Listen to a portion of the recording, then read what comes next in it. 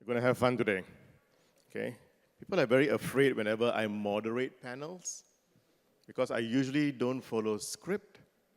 So those of you who have been on panels with me before, there's always this little bit, oh my God, what is he going to ask me this time? So you saw I just kept the script aside, which means there's no more script. Good morning. Good morning. Good morning. No fear.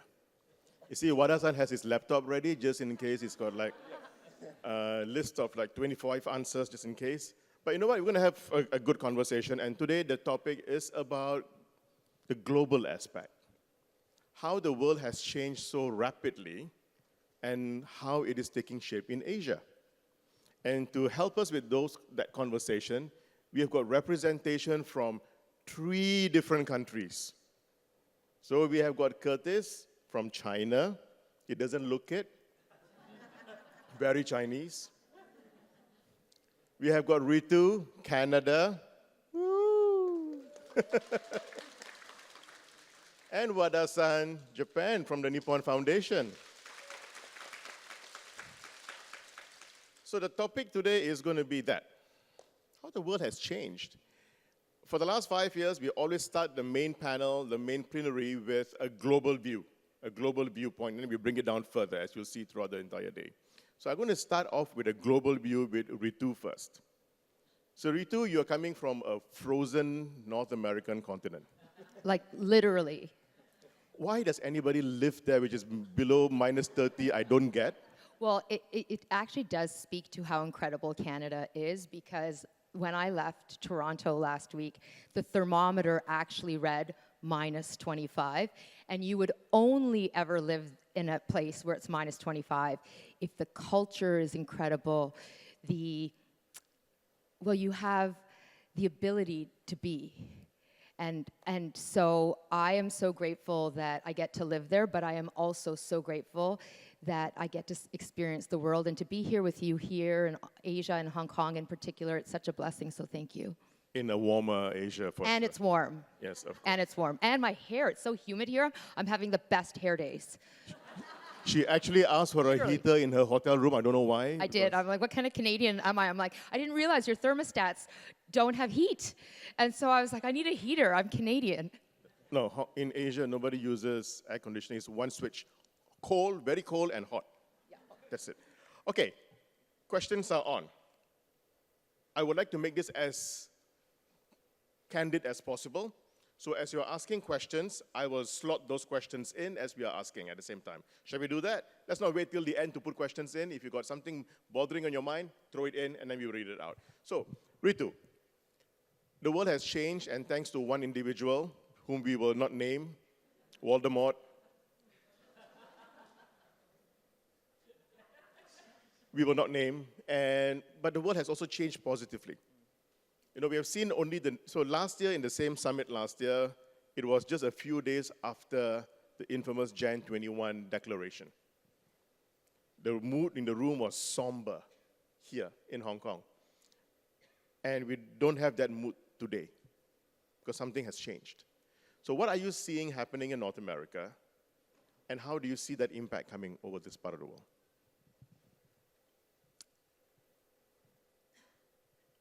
I have spent now almost 25 years working in the inclusion space, primarily in Canada and in the US in particular. While I am Canadian, the bulk of my time has been working on inclusion and belonging in the US.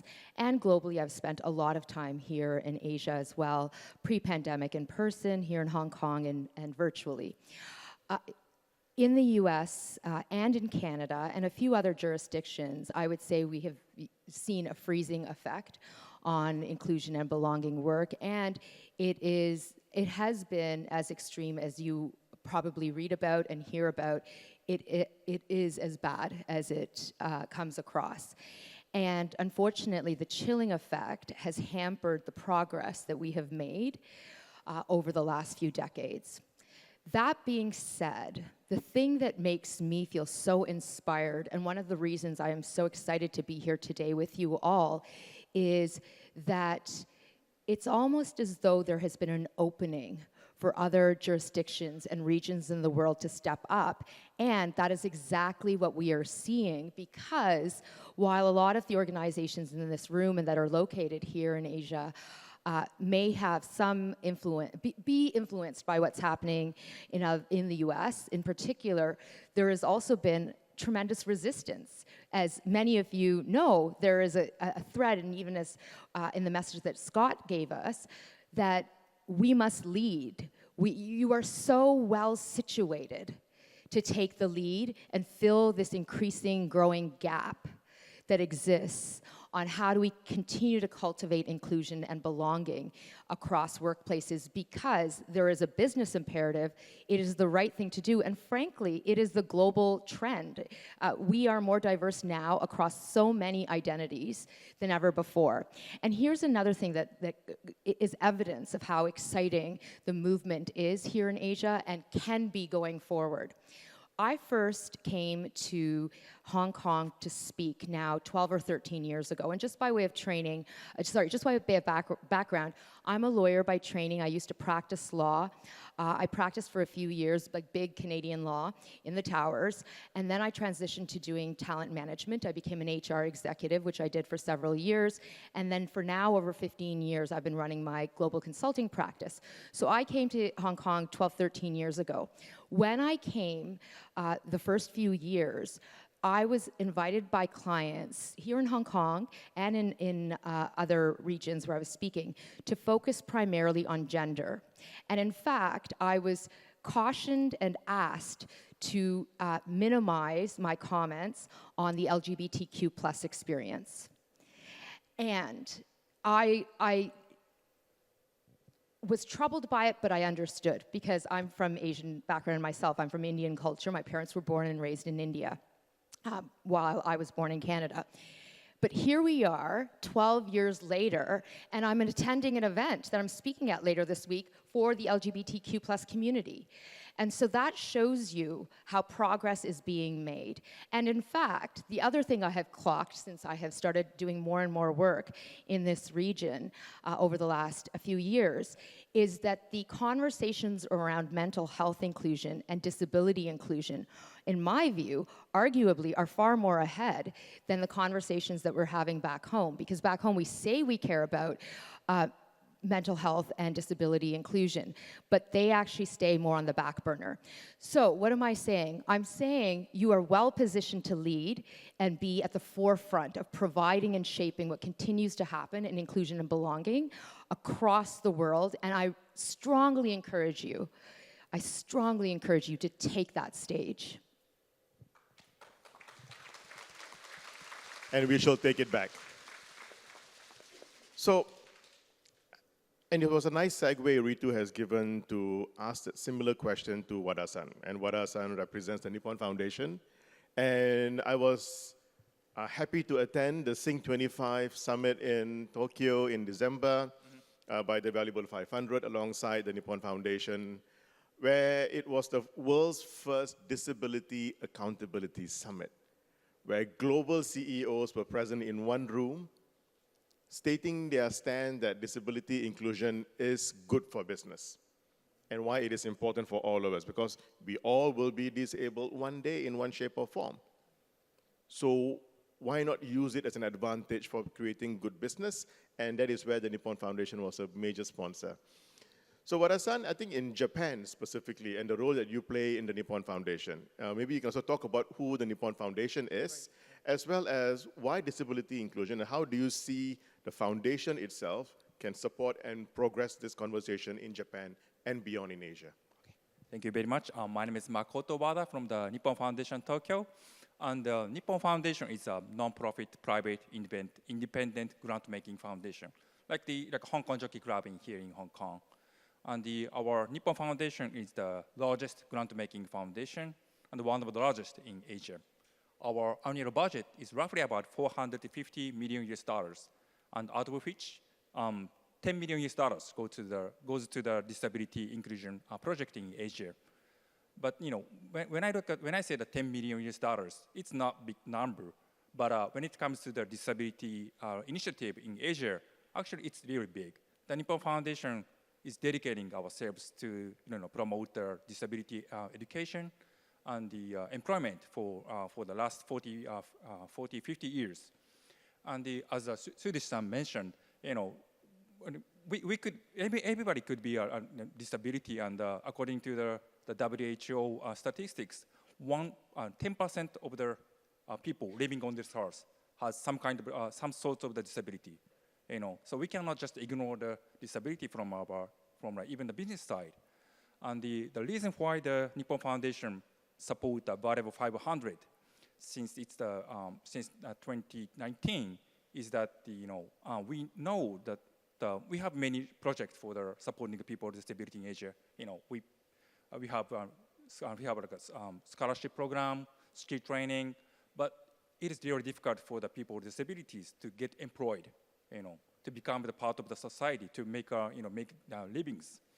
So it's not their fault, I think the Nippon Foundation realized that we need to approach to the business side to make the change happens. It is very, very difficult for the Nippon Foundation, but for the Think 25, I'm very happy to see that more than 300 people from all over the world, CEO level, senior level, came to Japan to talk about disability and inclusion. But what I'm sorry to say, but we could not bring the American companies like Google, Apple. They are supposed to come to the meeting. But on the other hand, the European companies, Asian companies, they are very enthusiastic. So I don't feel, from my point of view, I don't feel any negative impact from the Trump administration in these disability initiatives. I think I rightfully said, Wada-san, not only you saw more participation from Asia and from Europe, you feel it is more done thoughtfully. It's more energized that inclusion is good for business in this region, just as how Scott mentioned earlier.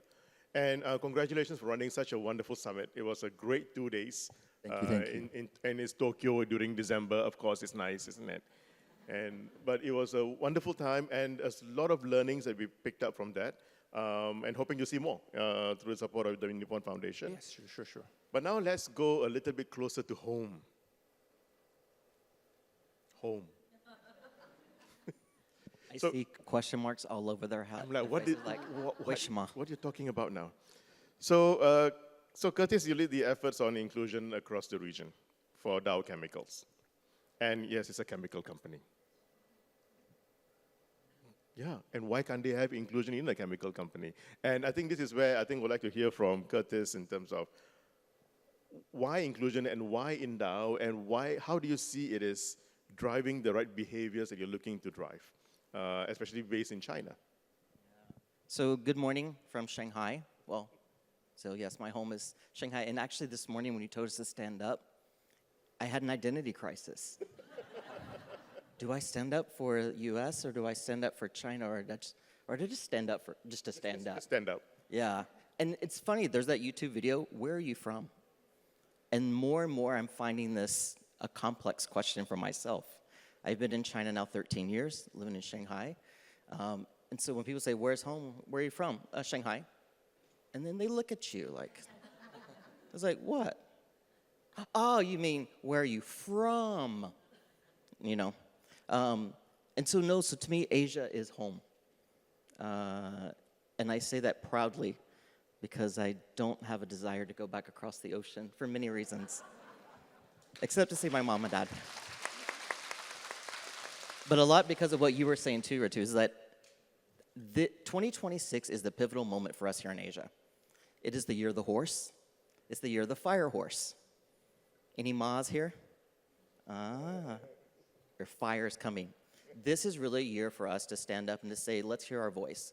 Typically in Asia, we're a little bit more quiet. We keep our heads down.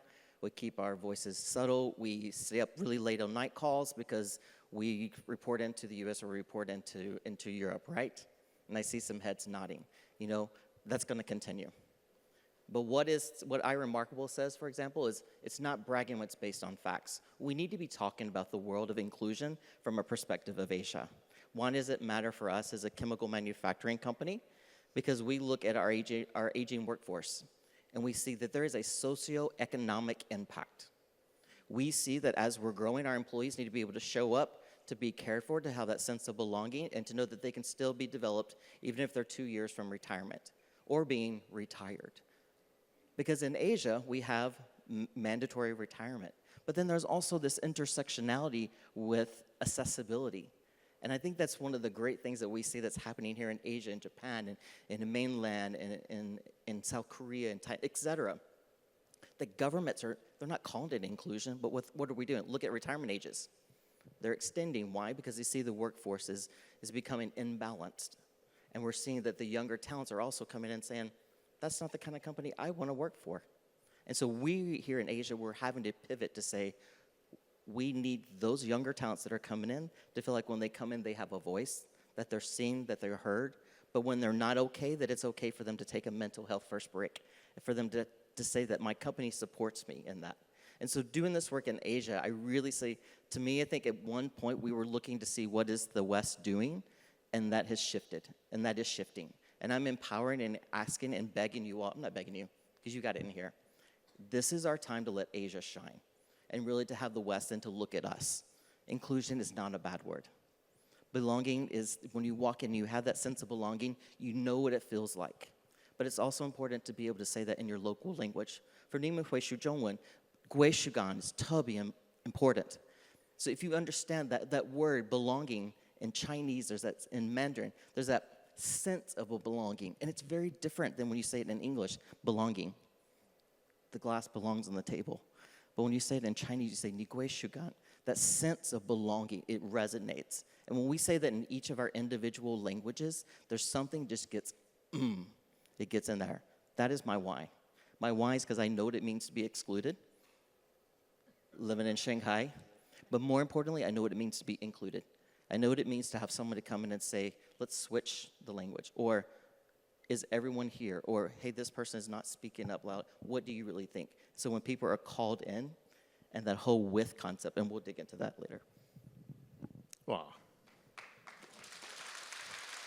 You got me here. Deep.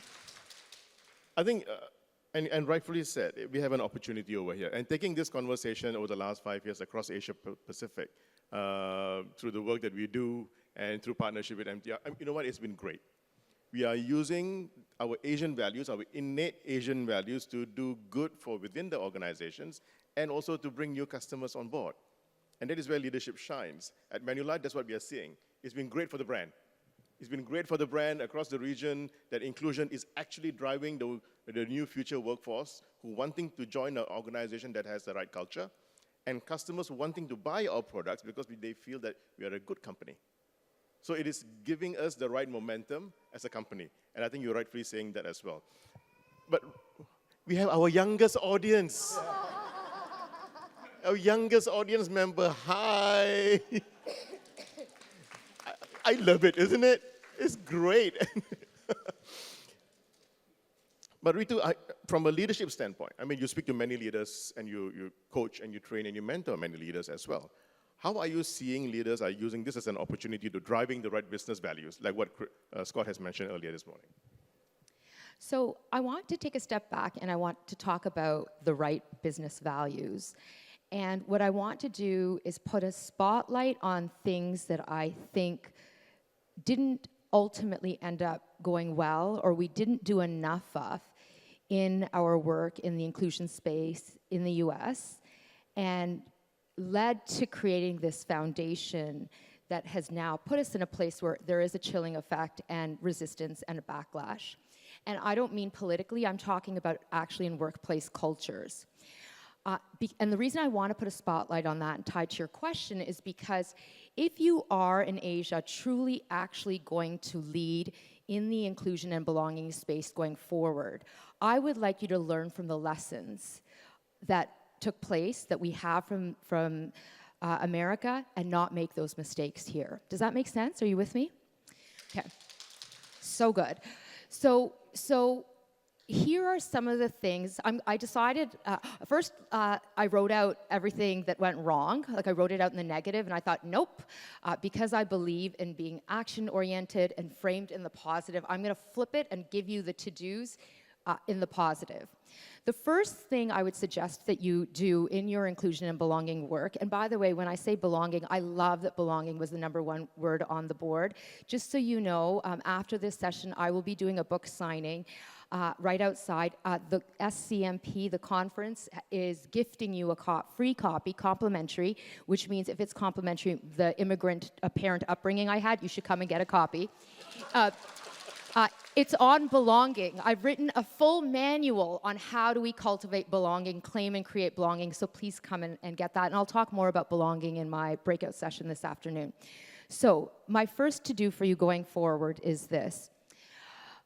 You must marry talent management practices with inclusion and belonging practices.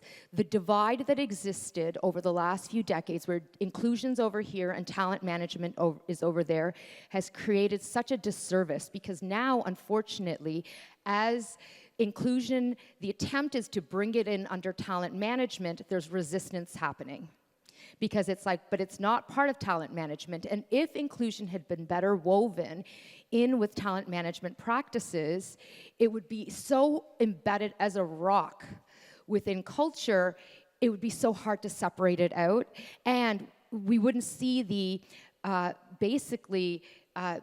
getting rid of full departments of people. So that's the first thing. Second thing, one and done training sessions, so doing one bias workshop for your leadership team a year is ineffective. And in fact, one of the most important learning takeaways for you is to put your leadership teams through inclusion and belonging programming that lasts for a year or 2 years, and then there continues to be what I call inclusion interventions, learning opportunities embedded on an ongoing weekly, monthly, annual basis. So it's not just a training here and a training there. Does that make sense? Are you with me? Thank you. Another must-do for you after today, and this goes to the title of today's session. Inclusion and belonging in particular, and I love what you shared, because my definition of belonging is the profound feeling that we hold inside of ourselves, of being honored and accepted for who we are, especially what makes us different. First and foremost, by our own self, you must belong to yourself, first and foremost, which then opens the door to claiming belonging with others. And belonging in a workplace capacity can only happen when we feel like we are in community on the basis of what makes us different and unique. So, those experiences of feeling belonging, they are, yes, systemic, and yes, they are collective, but they really start with one-on-one moments. One-on-one interactions are everything. And so what does that mean? This means better equipping our individual leaders with skills and tools on how do you actually cultivate belonging in your one-on-one interactions. So what does it look like to coach someone with belonging in mind? And there are literally frameworks and tools and strategies that we teach to leaders. This is what it looks like to cultivate belonging in a one-on-one interaction, or empathy, like the word empathy. I love this. Empathy is one of the key pillars of inclusion and belonging in particular. We cannot have interactions or experiences that are rooted in belonging without having empathy. And by the way, empathy is about putting ourselves deeply into the shoes of someone else, or really put another way, it's like strongly feeling connected to someone else and understanding and empathizing with their experience. Empathy, by the way, isn't about agreement. We don't have to agree with someone to feel empathy for them. Empathy isn't earned. We give empathy, as leaders in particular, openly and freely. And the other thing about empathy that's so critical as it shows up in one-on-one experiences that actually ends up yielding the experience of belonging is this. There are multiple components of empathy, but two components in particular I'd like to draw your attention to. Empathy is both cognitive. We think empathy. So someone, for example, tells us they're struggling in this moment through a dark period because of their lived experience with depression or anxiety. And so in our heads, we'll think, wow, that must be really hard. My heart goes out to you. So we can think empathy, but the second component of empathy is even more important, which is emotional empathy. It's feeling the empathy. So when someone's speaking to you, as they're sharing their hardship, or you can tell that they're struggling, instead of just thinking it, but you actually feel it in your body. That feeling of empathy is actually what compels us to change our behavior. It compels us to do a better job of interrupting our biases. It causes us to want to give the person stretch assignments, do more hands-on mentoring and sponsoring. It causes us to want to pick up the phone and say, you really should work with Ritu. She's amazing. So emotional empathy is everything. But emotional empathy isn't inherent. We need to be taught to activate emotional empathy. And so teaching our leaders these types of practical skills that are key components of leadership values, this must be taught. And again, let's go back to some of the other things I said. It can't be taught in a one workshop in a year. It must be embedded through programming. And then the other thing I'll say is that when we teach about empathy, we teach about it in the context of talent management. When you're coaching, when you're giving out feedback, when you're interviewing, when you're giving out work, what does it look like to embrace that value? And so when we engage in these types of shifts and how we teach inclusion and belonging, this is what actually yields change. And so there's so much more I can share with you. I can do that later at the signing booth or this afternoon. But these are the kinds of nuggets that I wish to leave you with, and I hope that you grasp in making the changes that need to happen in order to truly lead in this space so that the pendulum doesn't swing here either. I hope that all resonates. She just basically ended the panel just like that, a mic drop moment. It's like, but of course, the books are ready for signing outside, so you can actually speak to her and ask a more detailed question. But you know what, Ritu? You kind of laid it down that it is that leading with that emotional attachment that you understand, not because it's just thinking, but also doing and feeling. And we are also looking to change our governments, our local governments, our Asian governments, also using that as an advantage. Because when you lead with empathy and you lead with that sense of belonging, things will change. And we are starting to see more and more local governments in Asia taking that same stand as well. Like the last year's ASEAN Summit, the theme for the ASEAN Summit was inclusivity and sustainability. And that was like, wow, this is like a full-on big summit with global leaders, and you're focusing on inclusivity and sustainability. There's another Asian leadership conference happening in Japan, in Korea in May.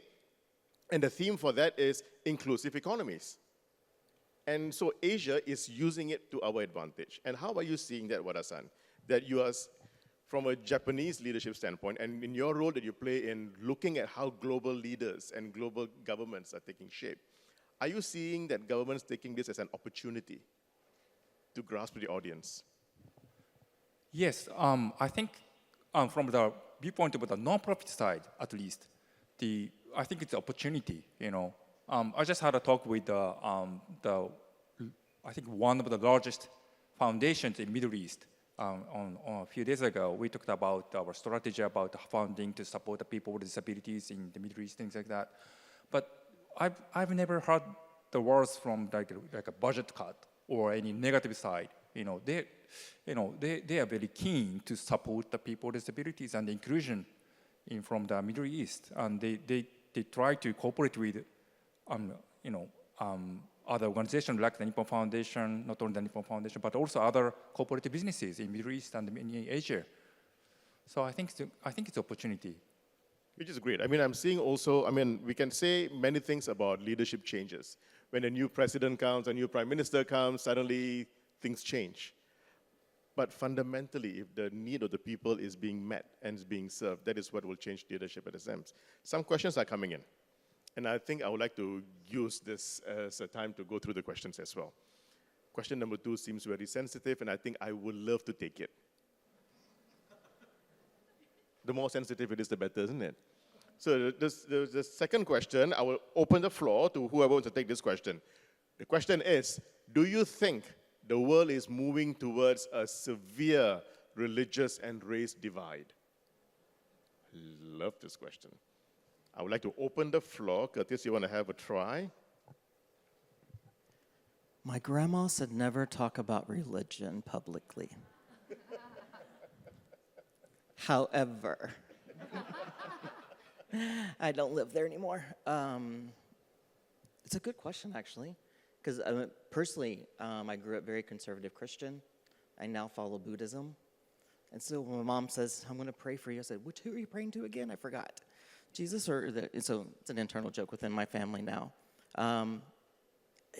It's a good question, but I actually go back to Ritu. I think if we keep human-centricity, human-centric leadership, if we keep that as a key, it's about welcoming. That's where the inclusion comes in. It welcomes however you find your faith, if you have a faith. However you see a race or an identity, it's how you welcome that and see that there's shared values in that.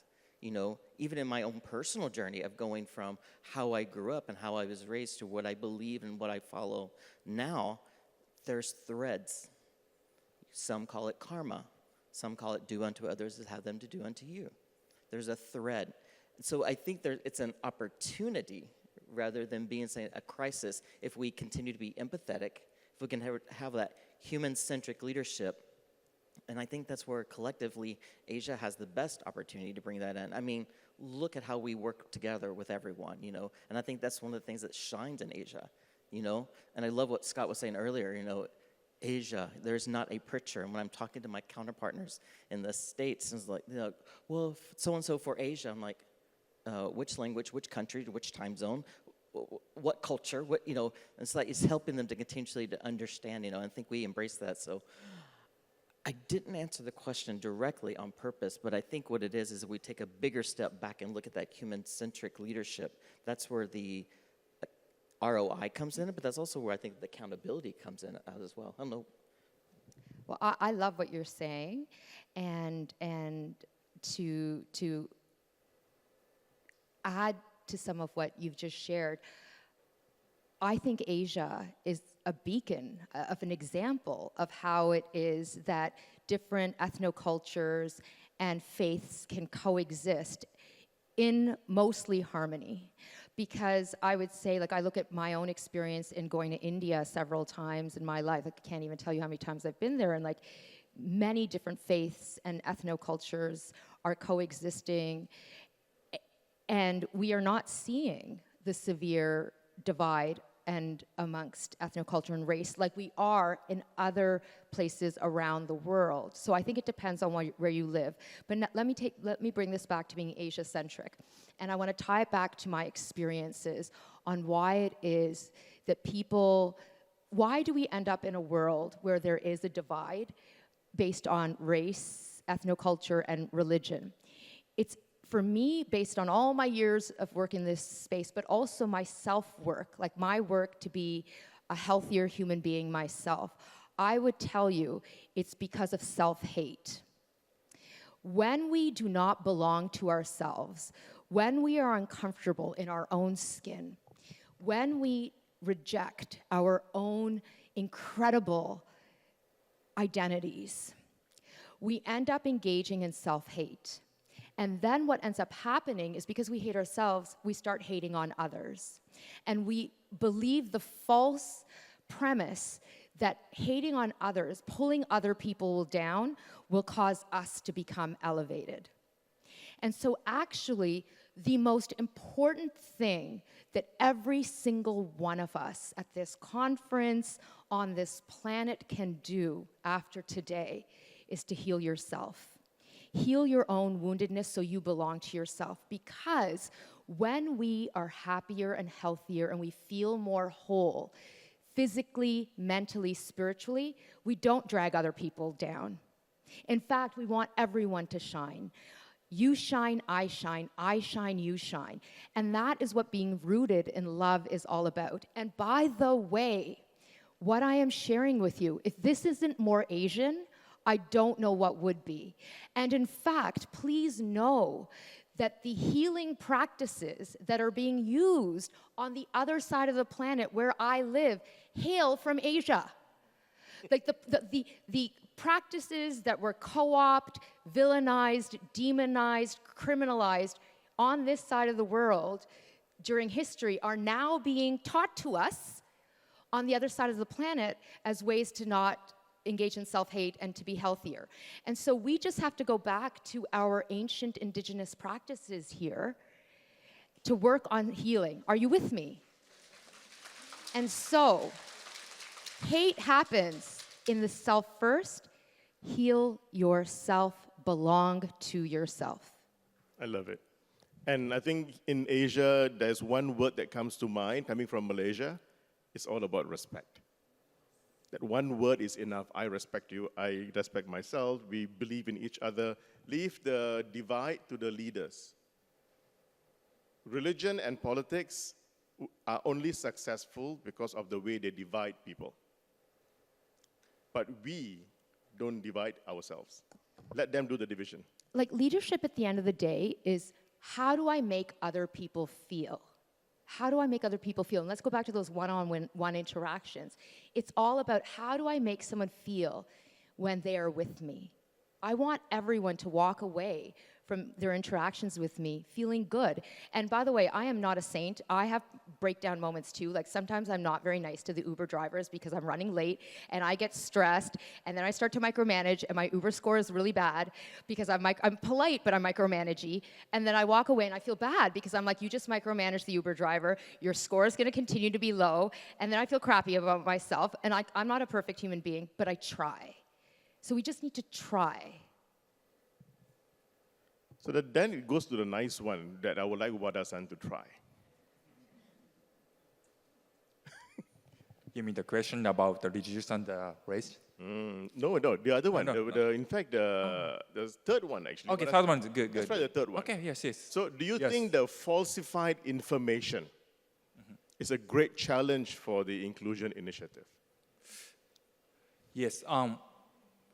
The meaning of the falsified information, if it is not like a distorted information or fake news, I think the falsified information could mean that people just don't know, people just don't experience.